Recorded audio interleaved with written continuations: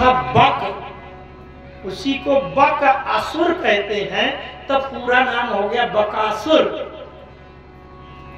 बकासुर हो गया तो वो जा करके वो उसने चोंच फैला दी, तो भगवान कृष्ण ने उसकी चोंच फाड़ डाली। फिर एक राक्षस को, कंस सारे राक्षसों को भेजता था, एक राक्षस था अघ, अघासुर उसका नाम, अघासुर नाम था, और वो माया से अजगर सांप का रूप बना लेता था। कंस ने उसको भेजा। जब वो अघासुर गया तो जहां से बछड़े चराने जाया करते थे वहां नीचे अपना नीचे का जो ओंठ है नीचे कर लिया और बहुत ऊंचाई से मुंह फैला लिया और जीभ को लंबी निकाल कर 1-2 किलोमीटर आगे तक बिछा दिया और बड़ा जोर मुंह फैला दिया। भागवतकार लिखते हैं, धरा धरोष्ठो जलदोत्तरोष्ठो दर्यानंतो गिरिशंग दृष्टा ध्वांतांतरास्यो विततध्वजिह्वः पुरुषानिलस्वा सदैव धोक्षणः। धरा धरोष्ठो, ओठों को अधर कहते हैं। अच्छा, ओठ 2 होते हैं कि नहीं? 2 ओठ होते हैं तो उसमें अधर किसको कहेंगे? नीचे वाले को कि ऊपर वाले को? हाँ? धरा धरोष्ठो, एक का नाम होता है अधर, दूसरे का नाम होता है सधर। नीचे वाला अधर, ऊपर वाला सधर। धरा धरोष्ठो जलदोत्तरोष्ठो, एक अधर जो नीचे का ओठ है वो नीचे धरती में बिछा दिया और ऊपर का जो सधर ओठ है जलदोत्तरोष्ठो, जलद कहते हैं बादल को, इतना ऊंचा उठा दिया कि बादलों की तरह के ऊंचाई में पहुंच गया और इतना बड़ा गेट बन गया पूरा। और ये जीभ को निकाल कर 1 किलोमीटर आगे तक बिछा दिया, लंबी जीभ। अब ये सब ग्वाले गए बछड़ों को लेकर के आगे। अच्छा, कंस ने इसको भेजा था, सुनो सावधानी से देखना, जब वो नंद का लाला घुस जाए तुम्हारे मुंह में तब मुंह बंद कर लेना, मार डालना। अच्छा, जितने भी ग्वाल बाल थे बछड़ों को लेकर के जा रहे थे तो कहते जा रहे थे कि आज तो बड़ी अच्छी सड़क बना दी गई है, क्या बात है, और सड़क में इतना गोल गोल गद्दा मुलायम स्पंज बिछाया गया है, देखो लाल लाल गुलाबी रंग के बनाए गए। और फिर आगे घुसे तो जो ओंठ ऊपर फैला था, उन्होंने कहा अरे इतना अच्छा डिजाइनदार गेट बनाया गया है कि ऐसा लगता है कि मानो अजगर का मुंह फैला हो, बड़ी अच्छी डिजाइन बनाई गई है सड़क में आज। और घुसते चले जा रहे हैं, सब बछड़े घुस गए, ग्वाल बाल सब सखा मित्र घुस गए।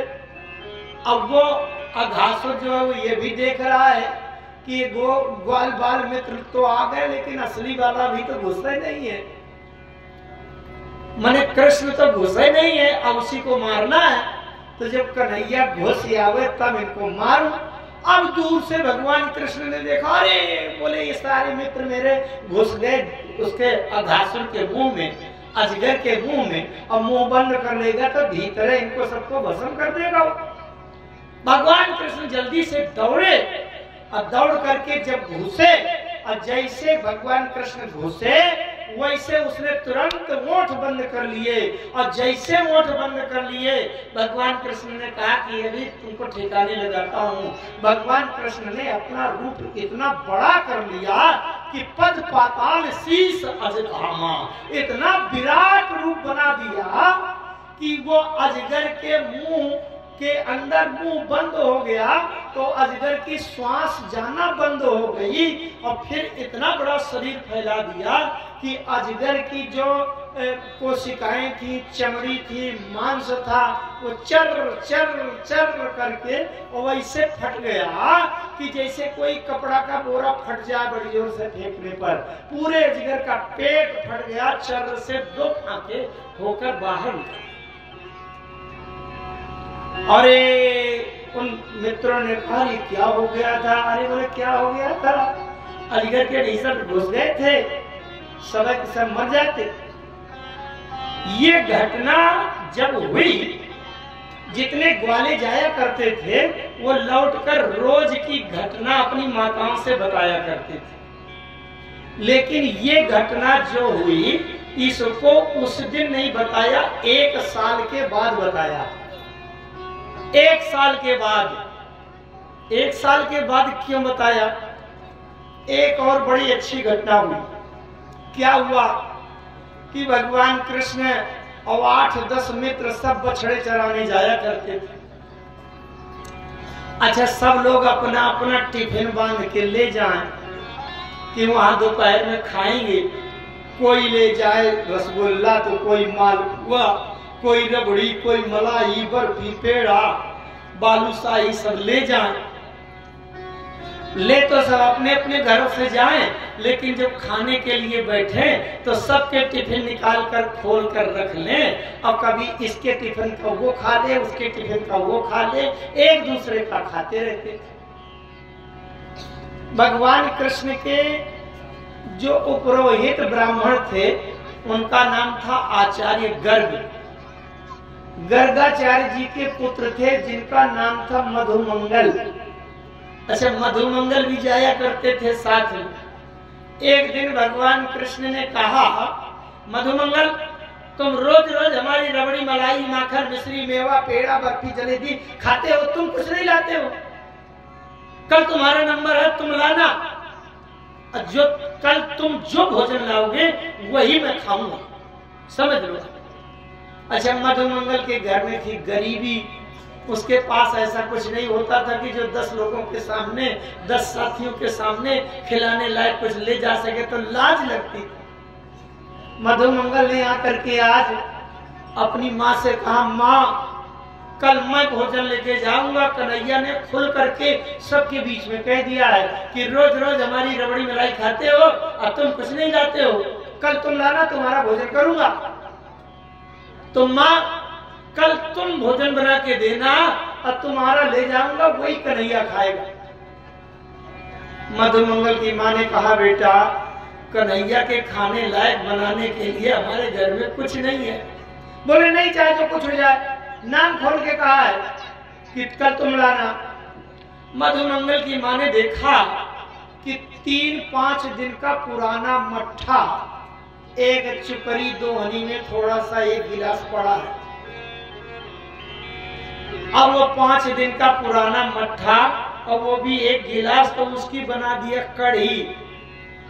अब मधुमंगल अगले दिन कढ़ी टिफिन में डिब्बे में बांध ले, टिफिन उसके पास टिफिन नहीं था, 1 चुकरी 2 हनी में कढ़ी लेकर के गया। अच्छा, बछड़ा चराते रहे, 11 बजा, बोले हाँ भाई भोजन किया जाए, निकालो अपना अपना सब जो कोई जुग लाया हो। अब मधुमंगल मारे लाज की वो चुकरी पीछे अपना छिपाए था। सबने खोला, किसी के पास पेड़ा, किसी के जलेबी, किसी के बालूशाही, किसी के माखन, मिश्री, सब कुछ निकाला। कन्हैया ने कहा, मधुमंगल निकालो, आज मैं तुम्हारा भोजन खाऊंगा। अब जब मधुमंगल ने देखा कि सबके रसगुल्ला और तमाम ये सब धरे हैं, इनके सामने 5 दिन पुराने सड़े मट्ठा की कढ़ी जो महक रही है, तो कैसे निकालूं? मधुमंगल ने कहा, हाँ हाँ पहले शुरू करो, निकाल दूंगा निकाल दूंगा। कन्हैया ने कहा, नहीं निकालो। अब जब मधुमंगल की हिम्मत नहीं पड़ी निकालने की, तो मधुमंगल ने पीछे की ओर मुंह किया और अपने मुंह में वो चुकरी लगा के पूरी कढ़ी पीने लगा, पी गया कि ये कढ़ी इनके सामने दिखाने लायक नहीं है, लाज लगती है, और पूरी कढ़ी पी गया।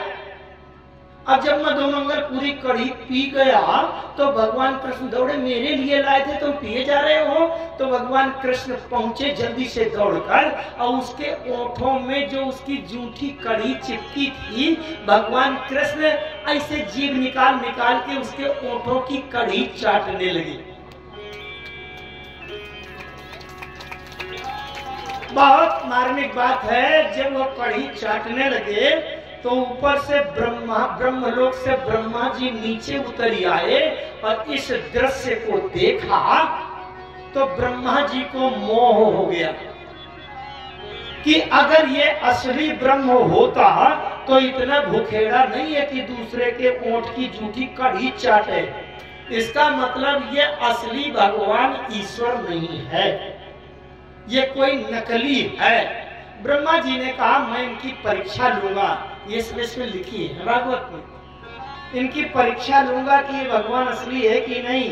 तो ब्रह्मा जी ने कहा कि ये अपना रसमलाई रबड़ी और कढ़ी चाटने में लगे हैं। तो उनके बछड़ा थोड़ी दूर निकल गए थे, तो ब्रह्मा जी ने सब बछड़ों को उठाया और ब्रह्मलोक ले गए। ये लो बछड़े न ढूंढ पाओगे। अब जब खा पी चुके इनको होश आया, भैया बछड़ा कहाँ गए? अरे बोले इधर गए होंगे, उधर गए होंगे, उधर गए होंगे। और सब ग्वाल बाल जब ढूंढने के लिए निकले तो ब्रह्मा जी फिर से ताक लगाए बैठे थे। सब गोप ग्वाल बालों को भी ब्रह्मा जी उठा के चुरा के ले गए, केवल अकेले कृष्ण बचे। अब क्या करोगे? ये परीक्षा लेने के लिए ये भगवान असली है कि नहीं? भगवान कृष्ण ने कहा कि एको मित्र ग्वाल बाल लौट के नहीं आए, एको बछड़ा लौट कर नहीं आए। अब भगवान कृष्ण ने ऐसे ध्यान लगाया और सब समझ गए, अच्छा इसका मतलब ये ब्रह्मा जी सारे बछड़ा और पूरे ग्वाल बाल उठा के चुरा के ब्रह्मलोक ले गए और मेरी परीक्षा लेने के लिए कि ये कृष्ण जान पाएगा कि नहीं।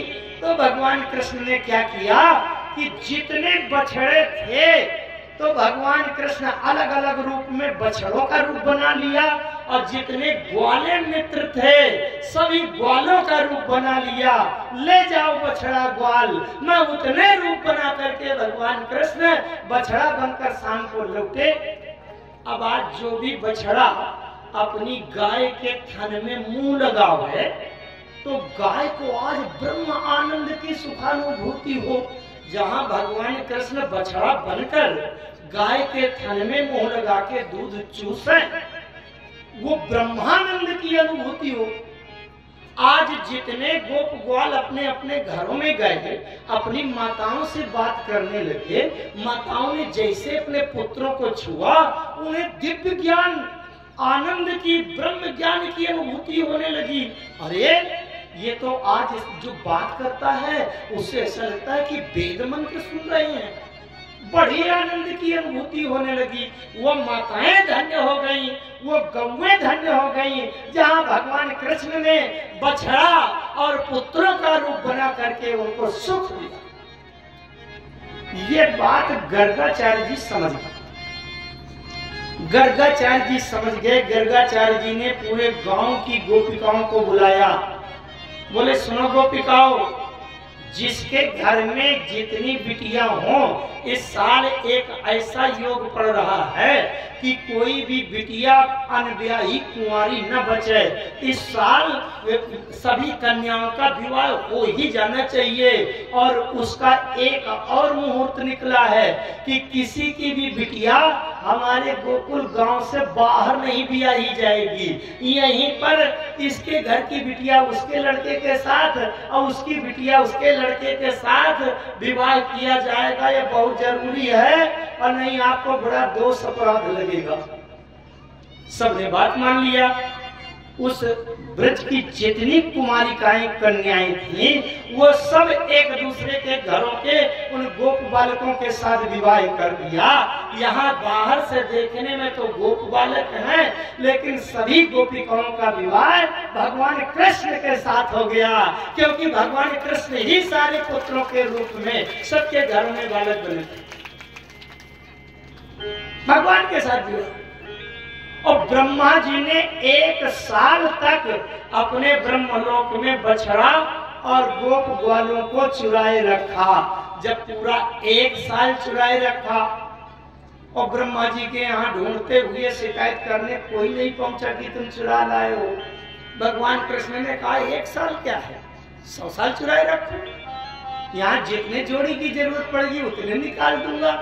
जब 1 वर्ष हो गया तब ब्रह्मा जी ने सोचा कि मैं जाकर के देखूं कि क्या हाल है, क्या स्थिति हुई। कृष्ण ने क्या किया, जब सब बछड़े गायब, सब साथी गायब, जब देखा करके तो भगवान कृष्ण अपनी विभूतियों के साथ थे। ब्रह्मा जी ने बड़ी विनम्रता पूर्वक शरणागत की स्तुति किया और यही कहा, हे भगवान, आपकी महिमा को कोई नहीं जानता। को वेति भूपन भगवन परात्मन योगेश्वरोति भर्वातास्त्रलोक्याम क्वा वा कथम वा कति वा कदेति विस्तारयन् क्रीडसि योगया मायाम् नौमीद्यं ते भ्रावकुशे तडिदम्बराय गुंजावतंस परितीर्थ लय सन्मुखाय अस्यापि देव बपुषो मदनुग्रहाय स्वेच्छायमस्य न तु भूतमस्य कोपि। ब्रह्मा जी ने स्तुति किया, हे भगवान, आपकी महिमा को कौन जान सकता है।